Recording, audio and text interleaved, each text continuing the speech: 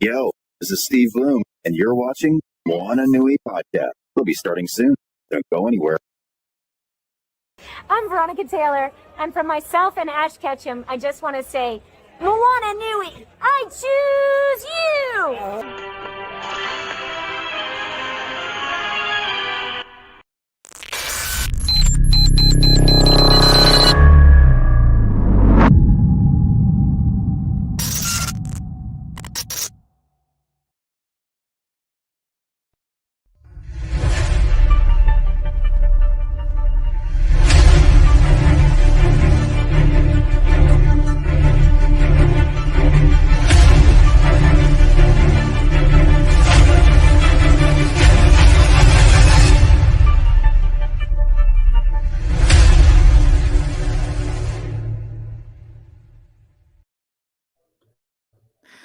Aloha mai kako, everyone. Welcome to tonight's episode of the Moana Nui Podcast.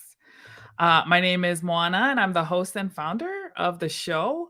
I am normally joined by my partner in crime, my sis Dana, but she has a conflict tonight, so hopefully she'll be able to join us halfway through. But if not, we will carry on in her stead, and her spirit is always with us. I am also a children's book author for the Adventures of Nakoa and Nohea children's book series. It's a Pacific Islander story told in both English and Olelo Hawaii, which is the Hawaiian language. And I am also the publisher for our comic book series, The Wild Card Chronicles, here at Burning Spear Comics. Tonight, we are talking with our special guest, Miss Alexandra Turcios, and I forgot to ask her before we started if I'm saying that right. So hopefully I'm getting it right and I'm not butchering a name, because I kind of take pride in like the importance of people's names. So when she comes on, I'll have her correct me.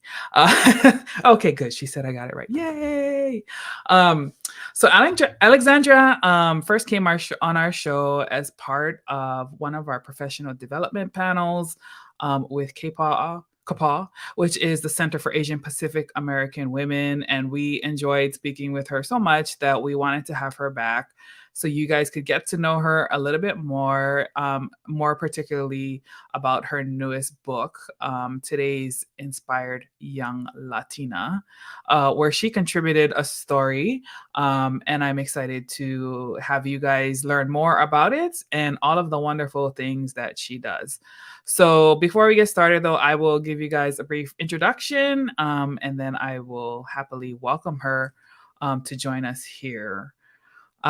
Alexandra Turcios is a multifaceted, award-winning professional in the technology sector. She currently works at Adobe as a senior solution consultant and advises clients on digital transformation and maturity. Outside of work, she's a passionate member of her community. She's been awarded 2 40 Under 40 awards for her efforts in advancing women and minorities in the workplace, and serves as the chairwoman for the Chicago chapter of the Hispanic Alliance for Career Enhancement, HACE, and is a board director for the Treehouse Humane Society that focuses on animal welfare. We gotta love our animal babies. So I'm excited to have her on the show tonight. And let us bring her up front.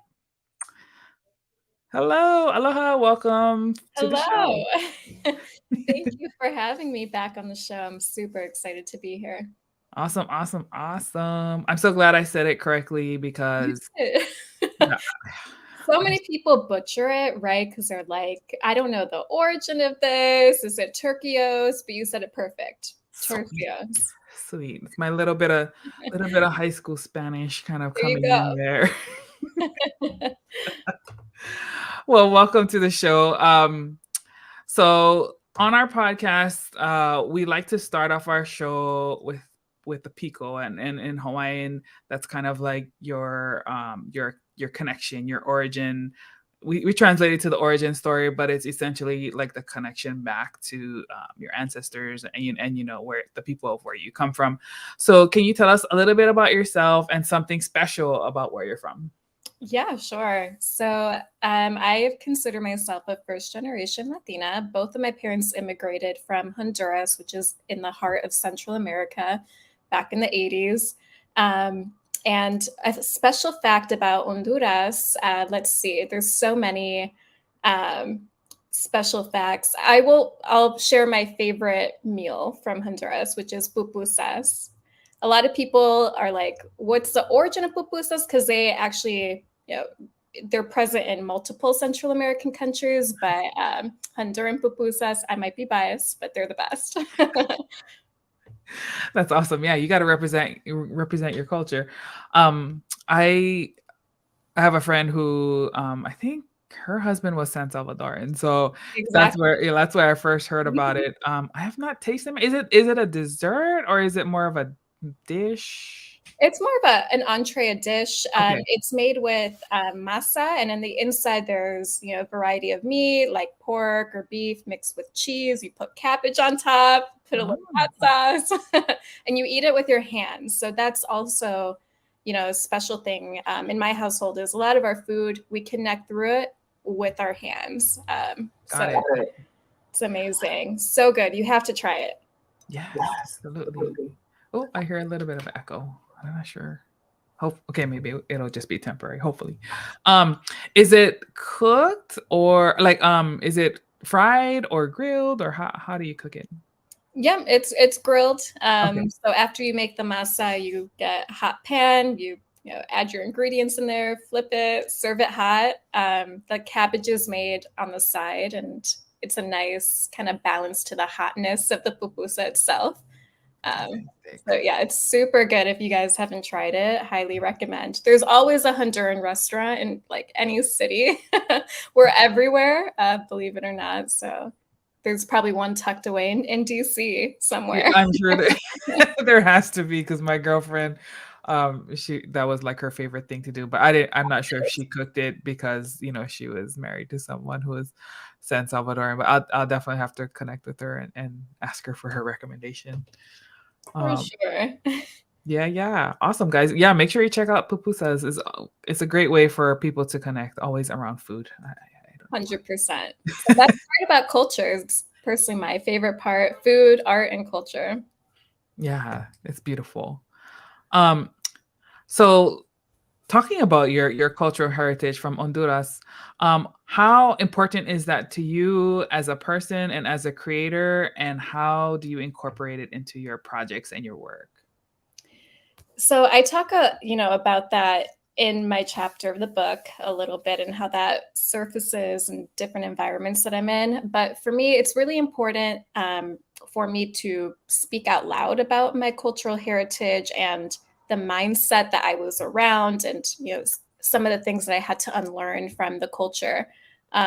In Latino community, family is key. Family comes first. It's all about the collectivism within our households, and working in corporate America, that comes in direct contradiction to how that environment operates. Very competitive, individualistic, etc. And so giving people that forethought, that context behind the household that you grew up in, the cultures that that are ingrained in you, that have been passed down and instilled from parents and other family members, it's important, right? Because it's going to affect how you show up, how you interact with other people, and ultimately what your working personality is. So it's, you can't really hide it, no matter how hard you might try, because it's ingrained in you. And I'm really proud of, especially the sacrifices my parents made, and how that opened up doorways for me to be in this type of corporate environment and pursue my passions, right? They didn't necessarily get that luxury. So the fact that I'm able to pursue that, and move away from survivalism to thriving, it's amazing. And I definitely pay homage to it through the work I do with HACE, which is that organization that I'm a chairwoman for in the Chicago chapter, and other efforts that internally at Adobe, being part of the employee resource groups and all of that good stuff. So it shows up, and I'm loud and proud. I'm always like blasting what I'm doing in regards to giving back to the Latino community. That's beautiful. I think it's really important for for not just you, but everyone to embrace their culture and let people share it. Is that something that came natural to you, or is that something that you kind of had to evolve into as you've navigated your career? A little bit of both, right? So I grew up in the suburbs of Chicago. It was predominantly white. Growing up, actually, my school district was very diverse. And then we merged with another high school at the high school level with another district. And then, it became predominantly white, more affluent people. So I had to Mhm. adjust and culture switch and a code switch and all of that and figure out how to navigate a space as a first generation Latina versus, being in this culture where, folks are coming from legacy backgrounds, their parents went to college, they navigated these spaces. So they already have a system in place and a blueprint to follow. Whereas I was kind of like figuring it out on my own and, relying on my peers who identified as first gen too, like creating that community to figure it out together was really key. So I had to really force myself into uncomfortable positions and pursuing uncomfortable extracurricular activities because I didn't have a role model per se doing Right. it before me. So, even though I felt uncomfortable or, um, you know, my mom would always tell me, feel the fear and do it anyway. So Mhm. I'm the first to navigate this space. It doesn't mean I'm fearless. It means I'm just pushing through it because I know there's a light at the end of the tunnel type of thing. So I definitely encourage other people who are hesitant about being, between two spaces to just go for it. And ultimately, you can't really care what other people think. You have to just care about, why are you doing something? What's the end goal that you're looking to accomplish, and go from there and like block out the noise happening. Yeah, that's great advice because it resonates with me as well, as a Pacific Islander, a Native Hawaiian Pacific Islander, in predominantly white spaces, right? Like I Yeah. know earlier in my career, I'm a little, I have some time in now, but I remember earlier in my career, I was like you said, like there's no one that I can follow. Like who's representing, like by Pacific Islander cultures? Do we belong here? I don't know, just someone who can help to light that fire, right? And I think very much like you along the way, it was just like, well, if nobody else is gonna do it, I guess it's gonna have to be me, right? Yeah. If Um, not you, who? Right? right, And then you think about the people that follow after you. If you're not going to be courageous and go after it, then the next generation, they're not going to either. And then, you remain in the status quo. The needle never moves. So yeah, there has to be some type of inner fire to just go for it. for sure. Yeah, I think it took me some time to be like, It's who hard. cares what people think, right? Like just be brave. It's so much easier said than done. Like, I don't want to dismiss that. It is really hard, but with practice, and that's why I intentionally go after scary things that I'm Mm, not even, I might even say I'm not ready for. I'm just like, you know what? I'll figure it out on my way. And, you know, the worst that can happen is, there's a failure and I get to learn from it. And in my book, that's a win. So I totally agree all with about that. perspective. For sure. Yeah, yeah, definitely. So what would you say is the scariest thing that you've ever done? Literally, the scariest thing is jumping out of a plane. I skydived the day I turned 18, pretty much. I think it was like a month after. So that's probably something I will never do again. Not gonna lie, it was terrifying, but I'm glad I checked it off my bucket list. And then career-wise, I would say, so I'm a career pivoter, and I think that was really scary. I studied political science, had a liberal arts background. I wanted to go down that path. And then I saw an opportunity in the tech space to, pivot into that. And I had no technical background or foundation really. I took one computer science class in college, did pretty good, but I was like, I'm not a coder. I don't like this.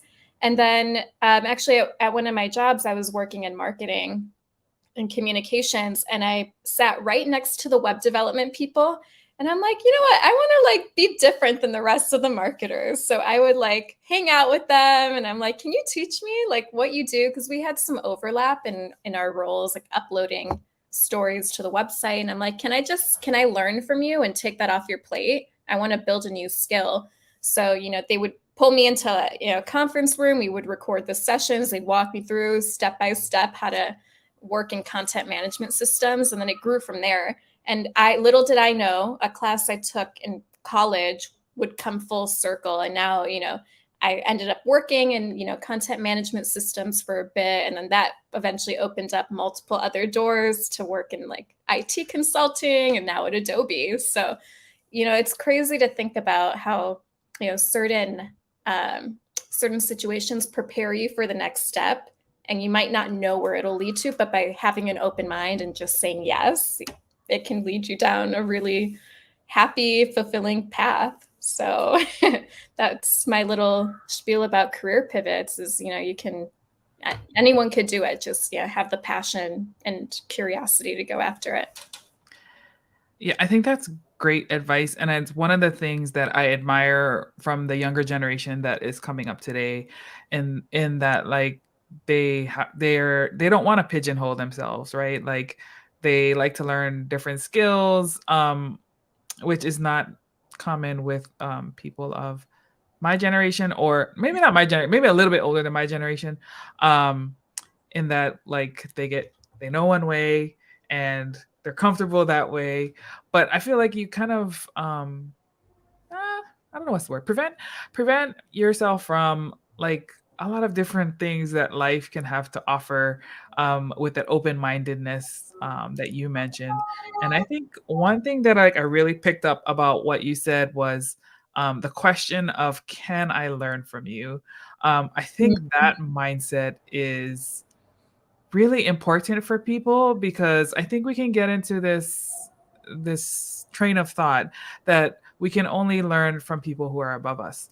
But there's so much to learn from people all around us, peers, juniors. Like I learn from people on my team who are junior to me every day. Like they teach me something about a skill set or even something about myself that I'm like, oh, I need to work on that. You know, so I love that kind of approach that you take. Yeah, definitely. And I like to think of it like my approach to building who I am, because ultimately I think I view myself as the architect of my life and my career and everything. And I like to take a mosaic approach. So like you were saying, taking bits and pieces of, you know, other people's approach and style and communication and making it my own. But, you know, taking those little nuggets and, you know, spinning it and making it resonate with me and my life's experience and stories. Because everyone has something to contribute. Right. You know, like you said, it's not dependent on your age or experience or anything like that. And that's the beauty about diversity and people of different cultures and all of that. Yes, absolutely. I think, yeah, diversity can take so many different aspects. And I think it's such a beautiful thing to have. It makes any organization, whether it's a professional one, a civic one, whatever it is, just makes it more fulsome and more enriching to have those different perspectives in the mix. So definitely love the work that you're doing, and especially the work that you're doing to inspire the youth. Before we jump into your book, to the Inspired Latina, can you tell us, like, what was your favorite childhood book, and did it influence your writing at all? Oh my God. So I'm a book nerd, full on. My library, I just looked over at it. It's like my prized possession. Growing up, I had a couple favorite books. I love the work of, Catcher in the Rye. So Jay Salinger. There's just something about that story that really resonated with me about independence and coming to age and finding your own path, carving your own path. And then I loved Scott Fitzgerald, his work, his writing style. So Great Gatsby is one of, classic that I love.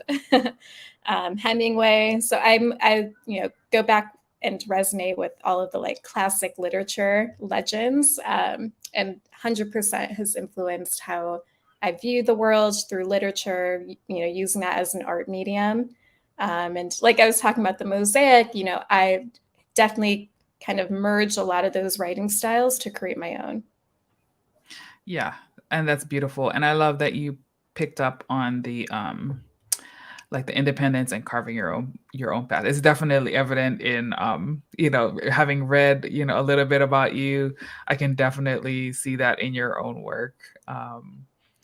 And how you're kind of trailblazing for the young Latinas and others who may yet join you in the ranks.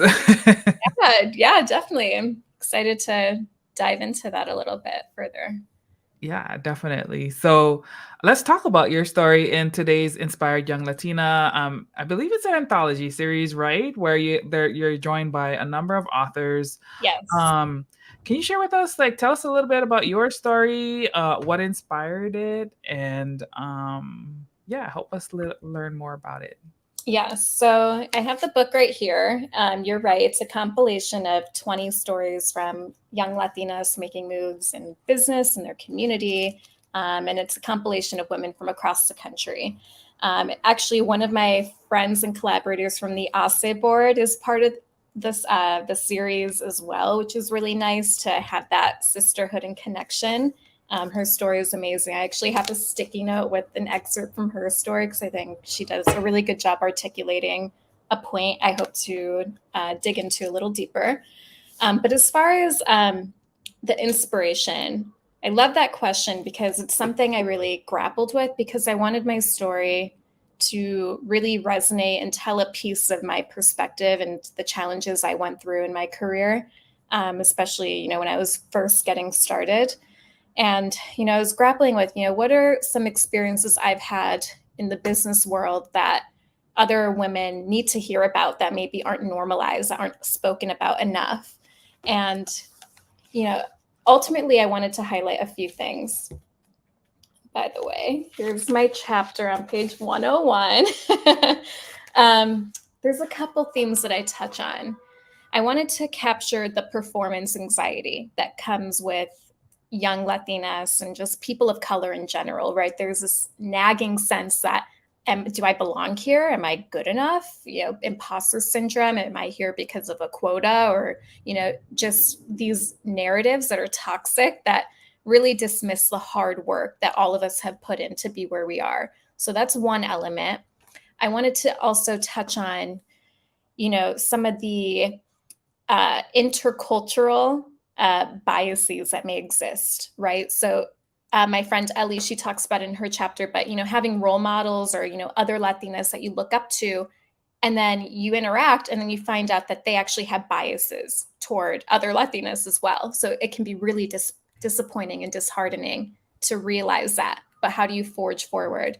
And ultimately, I wanted to end on a light, positive note is how did I take some of these quote unquote negative experiences, performance anxiety, intercultural bias, and how do I use that to create my own paradigm around the world, which is really around growth mindset and taking those experiences and pushing through and realizing, I can't change how old I am. I can't change how I look. I can't change the bias someone might have when they see me or what, presumptions they may have. But I'm in control of my narrative at the end of the day. I'm the architect of my life. I'm the architect of my career and how I want to perceive certain situations and forge a path forward that, maintains my power at the end of the day. So really the inspiration came from my life experiences and wanting to communicate some of those challenging topics that aren't talked about nearly enough. Yeah, that's great. I think I would love to hear more about an example of intercultural biases amongst Latinas, because I think that might be something that resonates from other cultures too, because there are nuances in that when we talk about Latina, like what does that mean, and who comes under the category of Latina, right? Would love to hear more about that. Yeah, that's definitely one element. There's still a lot of colorism in the Latino community, and there can be some people who take the extreme of that. And if you're light skinned, you get demonized. If you're too dark, you get demonized. So it's like you can't win either way, which is in my chapter I'm like, just accept what you can't change and forge a path forward. In my chapter, I talk about I was on a call with an executive director at a nonprofit, and I was doing work for HACE, creating a partnership with this organization. And the first thing that is shared on the call with that ED is, wow, you are so young. Anything is possible. And she looks at her assistant. She's like, see, like anything is possible. And, just some of the bias around like age, reverse ageism and things like that. And in my mind, I'm like, well, anything's possible that you work hard for, you put in the time and energy, you have natural talent. Like there's in some ways a formula behind it. But at the end of the day, what underlies that is hard work. And, it wasn't given to me, these positions or promotions, whatever, they were earned. And so, that's an example of a bias, especially taking age into perspective, because the book is about young Latinas. Right. But, there's so many other examples culturally of, biases, like, if you, have a certain educational background, there's toxic narratives like, oh, you think you're better than everyone. There's a saying in Spanish, like, no te creas tanto, right? Don't be so full of yourself, especially if you share audacious, bold goals. Like, hey, I want to be the founder of my own company one day, or CEO, or in the C-suite, or serve on a board. There's sometimes backlash within certain groups in the community that, they're like, oh, you're so full of yourself, or don't dream too big, you humble yourself, which is, it's backwards, right? We should be encouraging people to dream big and audaciously. And, unfortunately, just, there's going to be noise, like we were talking about earlier, that you have to mute out and just stay hyper-focused on your goals. Yes, I think that's a very something that we see commonly in terms of like don't push yourself, to dream big. I think that one is probably a little bit generational. I don't know. What do you think about that? The generational aspect. I think so. Yeah. I think the younger generation, millennials and Gen Z, they're really breaking barriers and not letting limiting belief sets hold them back, which is beautiful and amazing. And I hope really the compilation of these stories tell that narrative. And a lot of the stories do, people thought this about me. They had all these presumptions, and then I proved them wrong. And here's how you can do it too, type of thing. So yeah, it's an amazing thing to be part of this collection of stories that are centered on this experience. And the more we talk about it, the more people can break that pattern and, open the floodgates for better, more inclusive experiences for others. Yeah, I totally agree with that. And I think that's like something that the older generation should celebrate, because I feel like a lot of the challenges that, they have faced and what they've been fighting for is for better, to put the younger generation in a better place, right? And so like this is what we wanted for them. And to see them bringing that come to fruition and, further evolving, kind of the state of the culture or the state of the people, to me, is worth celebrating. And so I, at least from my perspective, I feel like, I don't know, what am I, Gen X, I think. I don't know, whatever. The one that's kind of like in between and can Yeah, understand. Gen X. I get lost in all of the names. I know.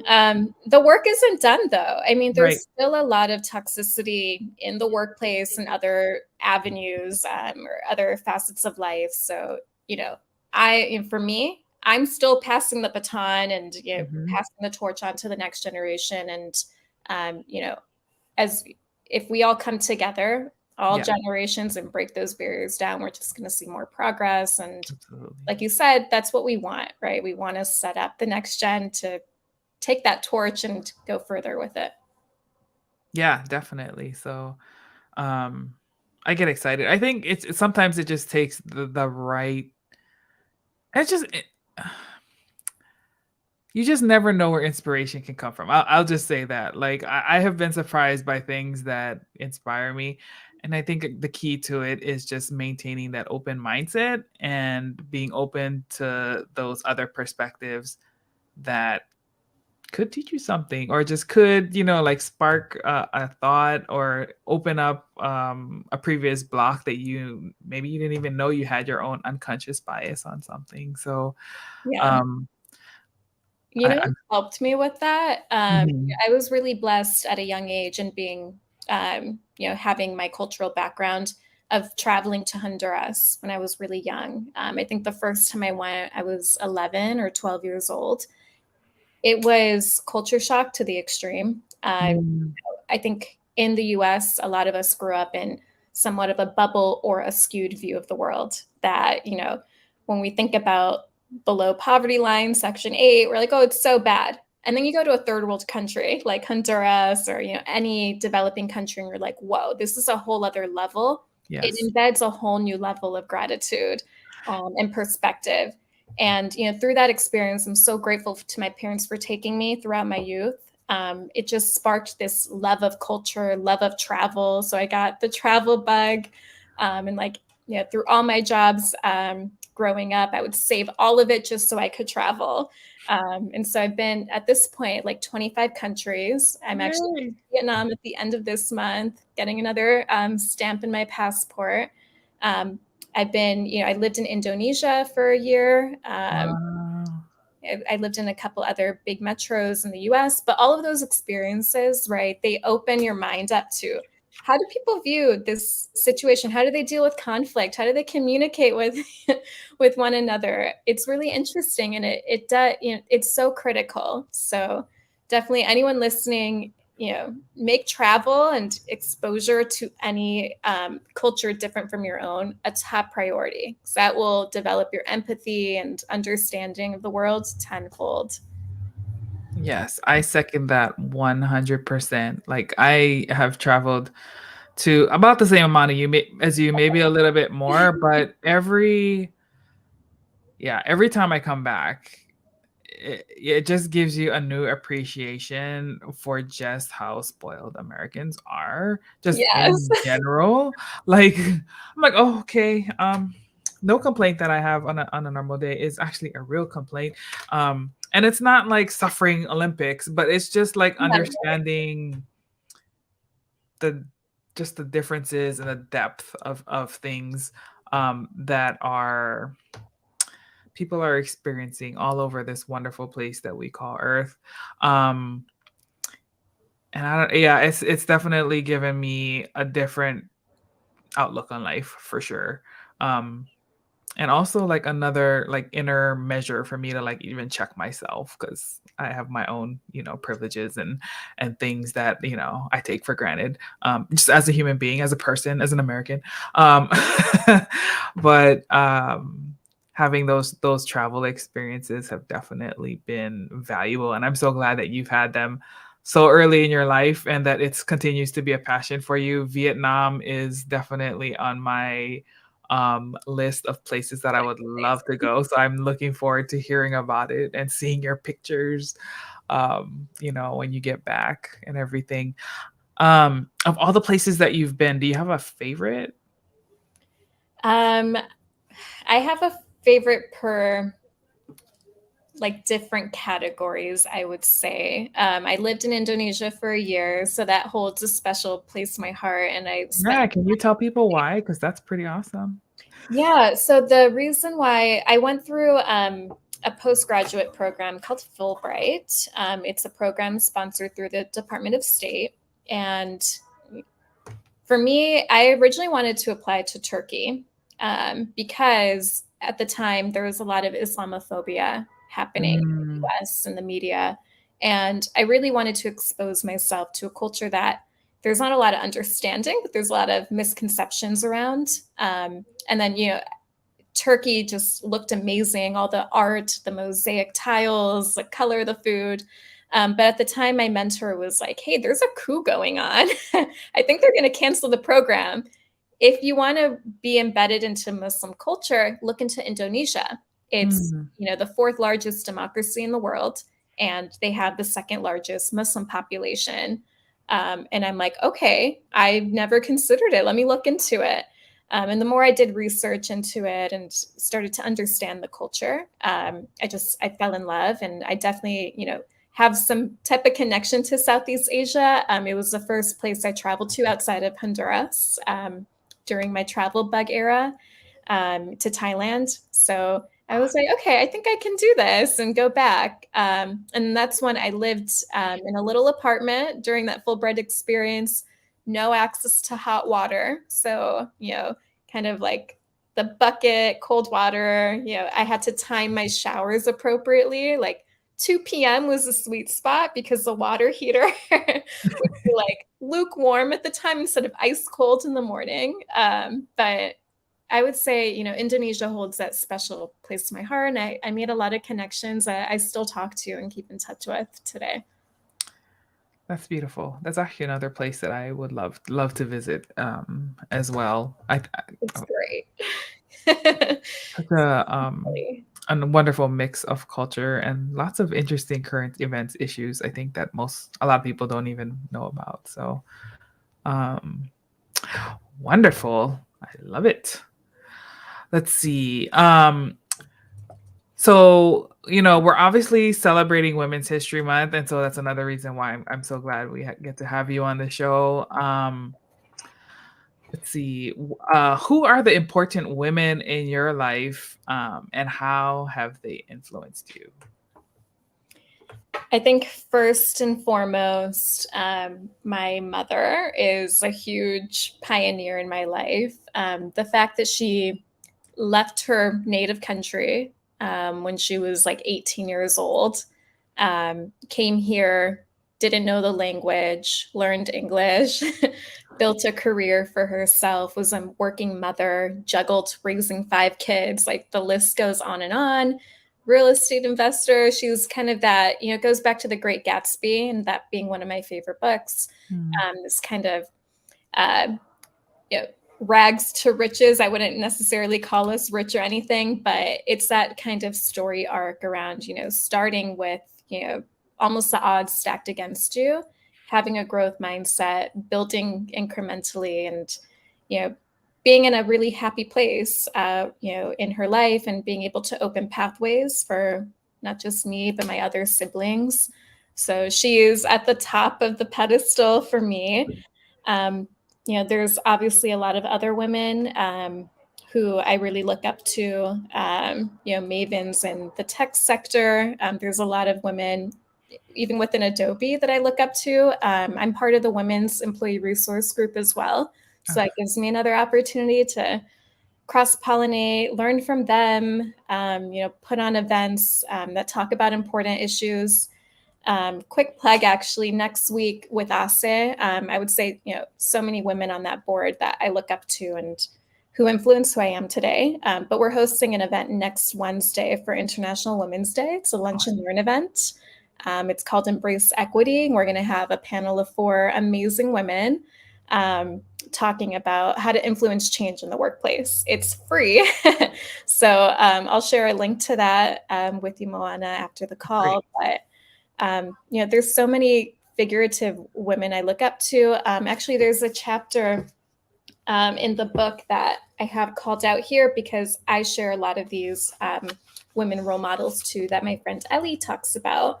And she says, growing up, I didn't have a role model, but now as a young adult, I had heroes like Justice Sonia Sotomayor, Dolores Huertas, Sandra Cisneros, which I love her book, by the way, and America Ferrera. And these were women who looked like me, who were fearless, authentically themselves, and breaking barriers. That's who I wanted to be. And so all those women, you know, whether they're legends like the women I just named, my mother, or people I interact with at work through the Women ERG, or even ASE, you know, all of them, they're paving a way. They're role models in their own right. And I don't think I like share enough kudos with the women in my life, because, you know, I'll be watching from afar and I'm like, oh my gosh, like you killed that presentation at work, or, you know, you see them on LinkedIn. And you know, I think that's an important lesson too, is that people are watching, even if they don't necessarily say things to you all the time, they're watching and admiring from afar. And that sense of community and sisterhood it's just amazing.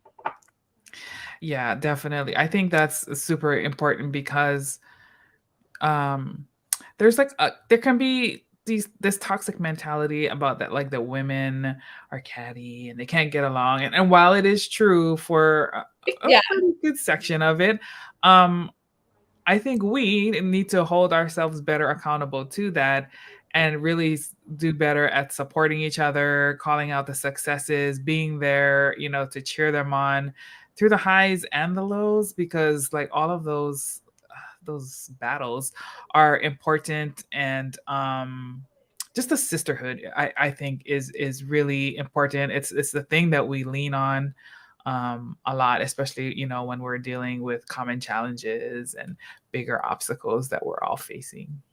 Yeah, most definitely. And you know, there's certain topics that only women can relate to each other on. And so to have that, you know, kind of support system to guide you. Yeah, definitely. Who would you say are like the key, I guess, foundational blocks to your support system? As far as people or People, yeah, women, in any of it, yeah. As far as people, definitely my two older sisters, my mom, and then, you know, I have a close-knit friend circle of friends who I rely on. And, you know, not all of them might relate to my experience because we're all in different fields, but we're all career hungry women. Right. You know, my sister, she was a doctor, my other sister's in education. So can they relate one-to-one to my tech experience? No, but the fact that they're paving a way in their own right, and they're part of, you know, a small circle of, you know, 2% Latinas in med field, you know, like they can relate to that impact and kind of their influence that they have on women they've never even met. Right down the road, people are going to look up to them and say, wow, you did that and you're inspiring me to pursue a similar path as well. And then, you know, same with my friends from, you know, the perspective of them also being you know, mid-level professionals in a corporate space. It's really nice to have people who can relate to that experience, send memes to each other about the parodies of work life and all of that good stuff. But really, as far as building blocks and foundation, for me, it has to be internal. It has to be, you know, I constantly check myself and evaluate my mindset, what's holding me back, what's not. So I mentioned growth mindset earlier. Super foundational. And it's really easy to fall into the trap of, you know, something goes wrong or, you know, not in the way that you anticipated. And then, you know, coming up with all these reasons why you can't or you're not able to. I'm thinking right now of my MBA program that I'm doing in addition to working full time. I just bombed an assignment. This was last semester. And immediately my mind gravitated to, you know what, maybe I'm not cut out to be doing like all these graphs and, you know, quantitative analysis. It was an econ class. I'm like, you know what, maybe I should drop the class. I'm not in the right headspace. I want to give up. Immediately gravitated to that. And then I called one of my girlfriends and I'm like, I'm feeling this way. I feel like I should drop the class. I don't want to, end up with a bad grade. And she was like, no, you got this. You are capable of learning what you put your effort toward. And so just changing to that growth mindset and checking myself, checking some of the limiting beliefs that I had, I was able to turn it around. But I'm glad I didn't drop it, because by the end I got an A in the class. And so if I let that minor setback hold me back, imagine other situations, right? Yeah. Not having that mental resilience. So that's number 2 foundation, is having mental fortitude and mental resilience to overcome the hiccups and bumps in the road, because they're naturally going to happen. And they have happened a lot in my career. Really tough situations that I had to overcome. And, looking back, I'm like, I could have let that destroy my entire future, right? And just given up and said, you know what, this person said these harmful comments. I'm thinking of a manager who basically said, like, you're not cut out for this. You're not cut out to be a consultant. If I let that person get in my head and let that fester, I would not be where I am, so cutting out the noise. So that's number 3, which is using discretion. You have to be able to distinguish good advice from bad, good commentary that's going to serve you, and bad, where it's just, it doesn't make you feel good. It's not leading you to a path of empowerment. I've had to do that a lot. And actually, I talk about that in my chapter a little bit, right? I talk about, if I had let minor, microaggressions and comments that were not uplifting get to me, you would have nothing. So that really, for me, it's part of the foundation. It's not going anywhere. It's really hard, through therapy. I'll put the plug in for, destigmatizing mental health through therapy, through asking tough questions to myself, journaling. I do a lot of journaling. Obviously, I do published writer now. And, having that support system to talk about, do you go through these thoughts? How would you handle this? Like, coach me through this. It's really, really been pivotal for me. So hopefully that helps other people who are kind of like figuring out their style and what works for them. Yeah, no, those are all great, great tips and ideas for people to consider. All very important, navigating work and actual, personal life too. Yeah. Let's see, we're getting close to the end, so I'm gonna ask the one last question, which I think is important, given that we're talking about inspiring youth today. For any young Indigenous or Latinx girls that are looking at becoming a writer, what advice would you give to them as they're considering this path? So what I did, I'll give tactical advice, and then I'll give broader advice, and I'll end with a quote from my book. So for me, I realized in order to be a good writer, you need to be able and willing to learn from other writers. So that means, you have to read a lot.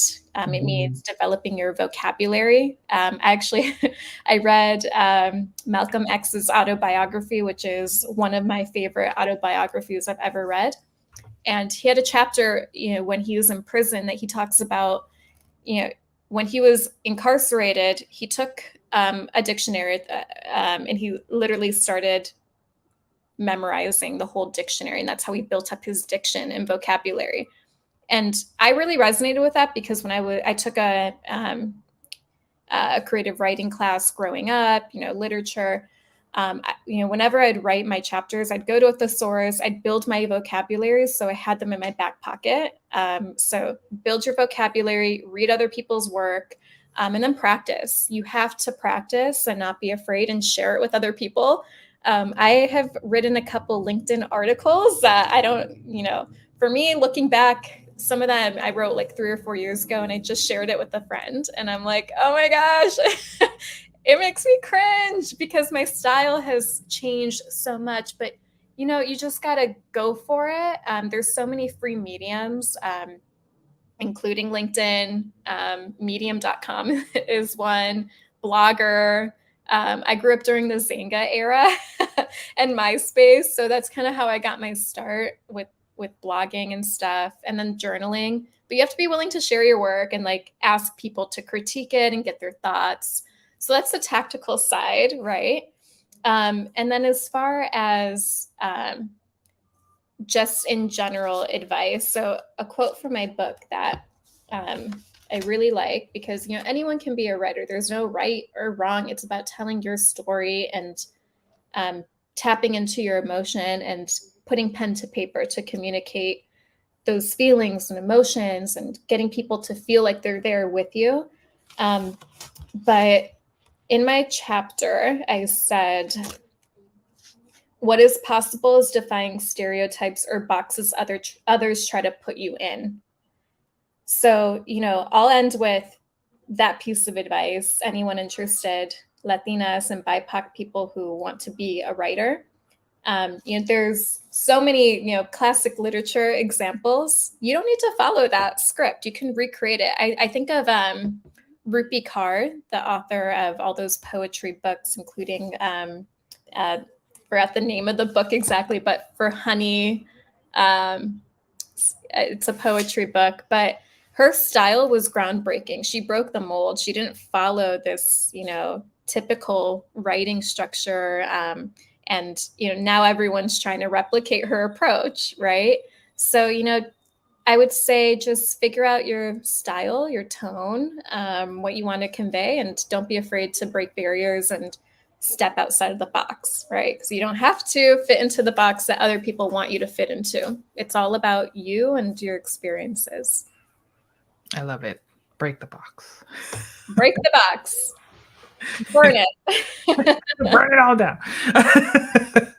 No, I think that's actually very good advice because, as someone who is a writer of Pacific Islander stories, there isn't a lot of blueprint to follow, and that can be a double-edged sword, right? Like, because one, it is nice when you have like kind of someone to help guide you along the way, but then it also is freeing to not be constrained and being able to think about like putting your own little spin on the way you want to convey your stories. So the creativity is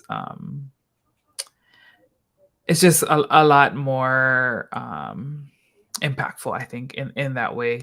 And so I love that you talk about forging your own path. Again, back to the things that are important to you.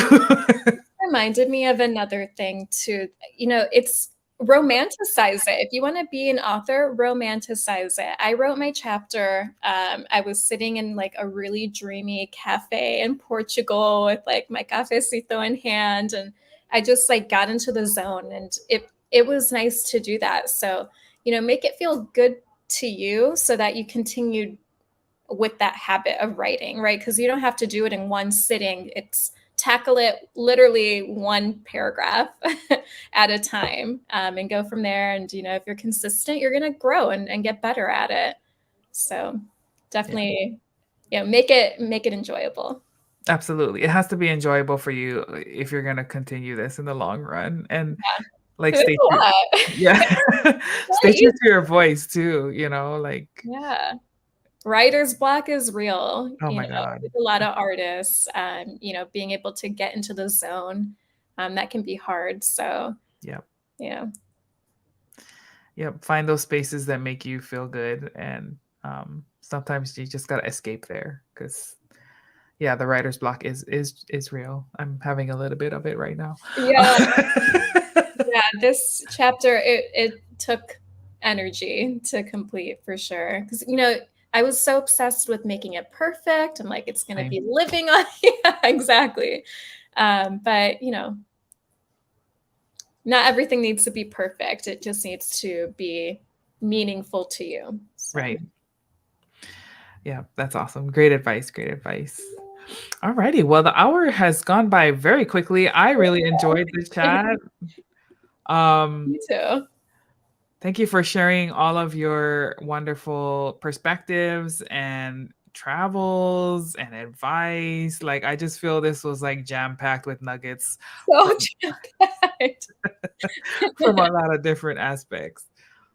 So thank you again for coming. But before we head out, how can people purchase your book, and how can they connect with you online to get to know your projects?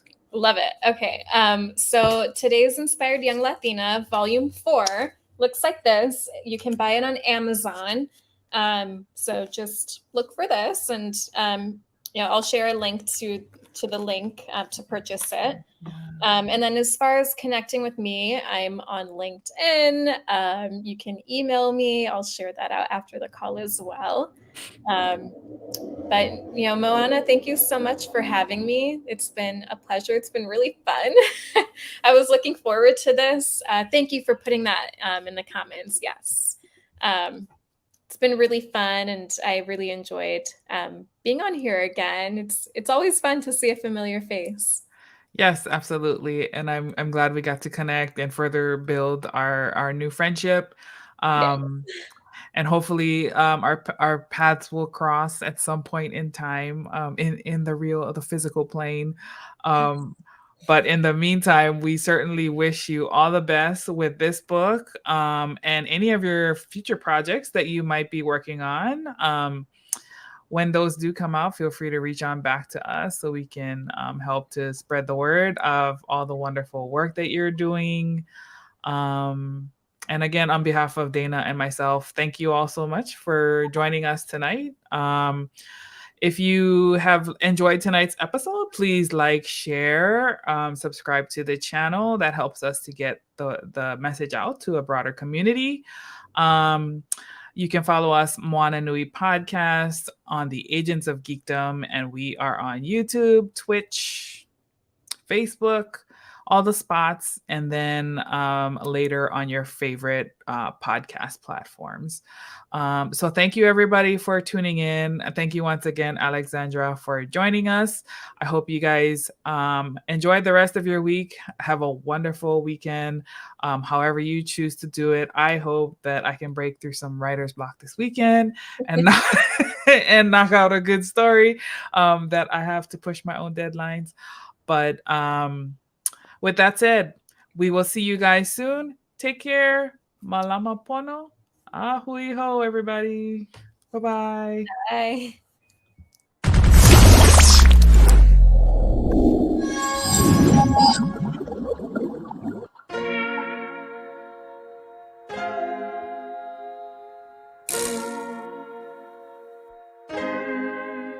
So many stories left to tell, even if we have to ourselves. Can keep history on the shelf. If we won't tell it, we will. If this the land of the free, it was a freedom then. When they annexed Hawaii and called it Cedar Lands, without any type of payment and no signing off. Called themselves the Republic in 1894.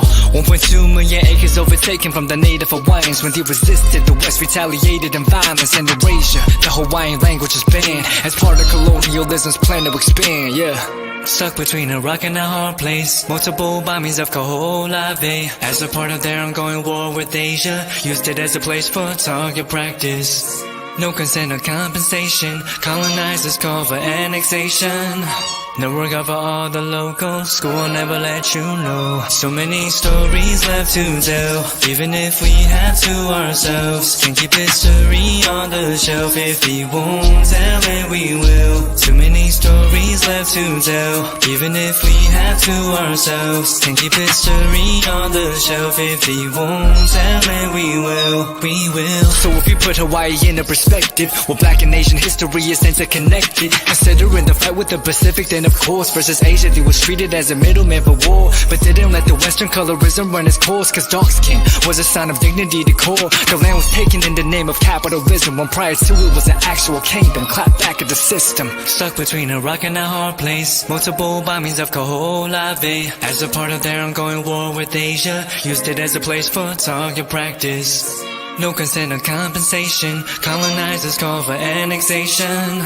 Network out for all the locals, school will never let you know. So many stories left to tell, even if we have to ourselves. Can keep history on the shelf, if we won't tell it we will. Too many stories left to tell, even if we have to ourselves. Can keep history on the shelf, if we won't tell it we will. So many stories left to tell, even if we have to ourselves. Can keep history on the shelf, if we won't tell it we will. Too many stories left to tell, even if we have to ourselves. Can keep history on the shelf, if we won't tell it we will. We will.